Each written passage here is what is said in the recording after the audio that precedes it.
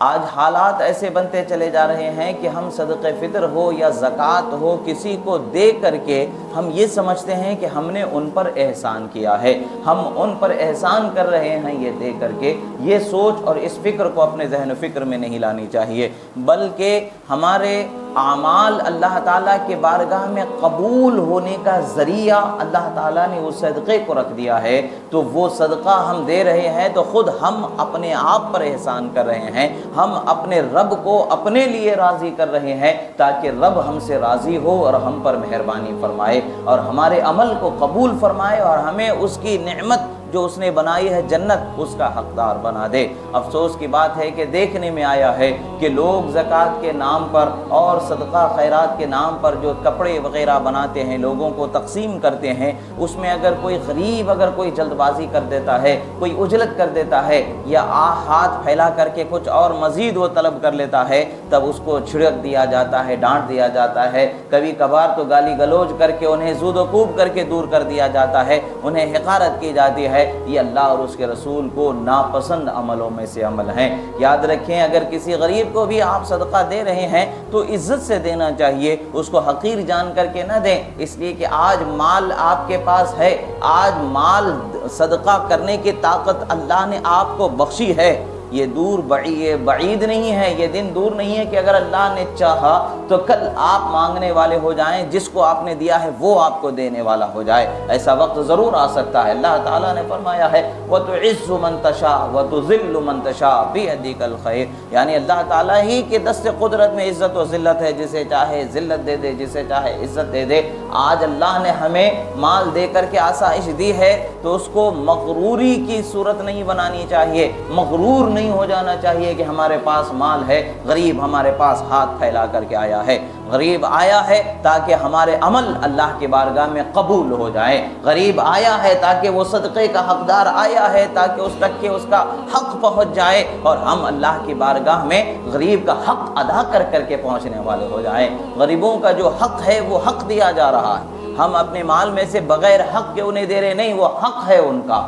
امیر لوگوں کے مال میں غریبوں کا جو حق ہے وہ حق انہیں پہنچایا جا رہا ہے اور ان کا حق انہیں دینے میں ہمیں کیا تعامل ہونا چاہیے۔ اللہ تبارک و تعالیٰ فرماتا ہے وَأَمَّا السَّائِلَ فَلَا تَنْهَرْ، فرماتا ہے کہ جب مانگنے والا تمہارے پاس آ جائے تو اسے جھڑکی دے کر کے، اسے گھرکا کر کے دور نہ کرو، بلکہ اسے جس طریقے سے بھی ہو بہتر طریقے سے اس کا حق جو آپ دے سکتے ہیں، جو آپ پر فرض ہے وہ فرض ادا کر دو، جو واجب ہے واجب ادا کر دو۔ اگر واجب اور فرض آپ پر نہیں ہے، ایسے ہی خیر کی نیت سے اگر آپ کو کرنے کی طاقت ہے تو جتنا آپ کر سکتے ہیں کر دیں۔ مگر کبھی کیا ہوتا ہے، مجبور ہوتے ہیں، پریشان حال ہوتے ہیں، وہ لوگ کچھ زائد کی تمنا کرتے ہیں، زائد کے طلبگار ہو جاتے ہیں، مزید چاہتے ہیں، دے سکتے ہیں تو دے دیں ورنہ معذرت کر کے وہاں سے نکل جائیں اور ان کو جھڑکی دے کر کے، گالی گلوچ کر کے، بے عزت کر کے رسوا نہ کرے۔ کہ یاد رکھیں کہ ایک دن وہ بھی آنے والا ہے کہ ہم سب اللہ کی بارگاہ میں حشر کے میدان میں اپنے تہی دامن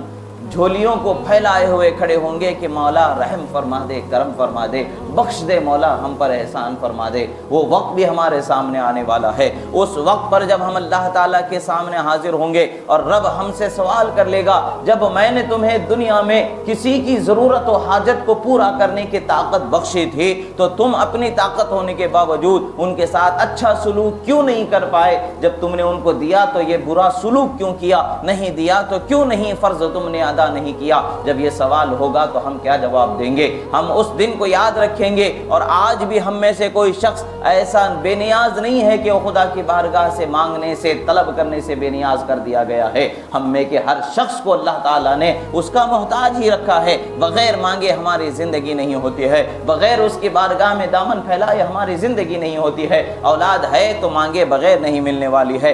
سب کچھ اللہ تعالیٰ نے بخشا ہے تو مانگنے والوں کو بخشا ہے۔ مانگنا ہمارا یہ حق اللہ نے دیا ہے، تم مانگو میں تمہیں پورا کرنے والا ہوں۔ ادعونی استجب لکم، اللہ نے فرمایا مجھ سے مانگو میں تمہیں عطا کرنے والا ہوں۔ اللہ تعالیٰ کی بارگاہ میں ہمیں اللہ نے مانگنے والا بنایا ہے۔ اگر اللہ تعالیٰ کی دی ہوئی نعمتوں میں سے کوئی اللہ کا مجبور بندہ ہم سے کچھ سوال کر لیتا ہے، اگر ہمارے پاس ہماری ضرورت سے زائد مال ہے، ہماری حاجت سے زائد مال ہے اور ہم دینے کی طاقت رکھتے ہیں تو ضرور دینا چاہیے تاکہ اللہ تعالیٰ کی ہم بھی رحمت کے حقدار ہو جائیں اور قیامت قیامت کے دن جو اللہ تبارک و تعالیٰ کی بارگاہ سے ہمیں سرخروئی ملنا ہے وہ سرخروئی عطا ہو جائے اور رحمت کے حقدار ہو جائیں۔ صدقہ و خیرات انسان کی بلاؤں کو ٹالنے والا ہوتا ہے، انسان کے مال میں برکتوں کو بڑھانے والا ہوتا ہے۔ احادیث مبارکہ کا مفہوم ہے کہ جس بندے سے جس کے مال سے زکوٰۃ نہیں ادا کی جاتی ہے اس کا مال محفوظ نہیں ہوتا ہے، وہ چوری بھی ہو سکتا ہے، لٹ بھی سکتا ہے، ضائع بھی ہو سکتا ہے، پورے کا پورا مال اس سے چھین لیا جا سکتا ہے۔ کسی نہ کسی ایسے معاملے میں وقت آئے گا کہ اس کا پورا مال چلے جاتا ہے، مگر جو بندہ زکوٰۃ ادا کرنے والا ہوتا ہے، جو زکوٰۃ ادا کر رہا ہوتا ہے، اللہ تبارک و تعالیٰ اس کے مال کی حفاظت فرما دیتا ہے، اس کے مال کو لٹنے سے بچا لیتا ہے، چوری ہونے سے بچا لیتا ہے۔ یہ کتنی بڑی نعمت ہے۔ ہم صرف وہ دینا ہے جو اللہ نے غریبوں کا حق ہمارے مال میں فرض رکھا ہے، وہ ان تک کے پہنچا دینا ہے۔ جب وہ پہنچ جاتا ہے تو ہمارے مال کی حفاظت ہو جاتی ہے۔ کیا ہم میں سے کوئی شخص یہ دعویٰ کر سکتا ہے میں کسی بھی صورت میں میرے مال کی حفاظت کرنے کی طاقت رکھتا ہوں؟ کوئی دعویٰ نہیں کر سکتا ہے۔ نہ اپنی جان کی حفاظت کا اختیار ہمارے پاس ہے، نہ ہمارے مال کی حفاظت کا اختیار ہمارے پاس ہے۔ حفاظت اگر ہے تو اللہ تعالیٰ کی رحمت سے حفاظت ملتی ہے، حفاظت اگر ہے تو اللہ تعالیٰ کی رحمت سے ہی ملنے والی ہے۔ ہماری جان کی حفاظت اللہ کی رحمت سے ہے، ہمارے مال کی حفاظت اللہ کی رحمت سے ہے، ہر چیز کی حفاظت اللہ کی رحمت سے ہے۔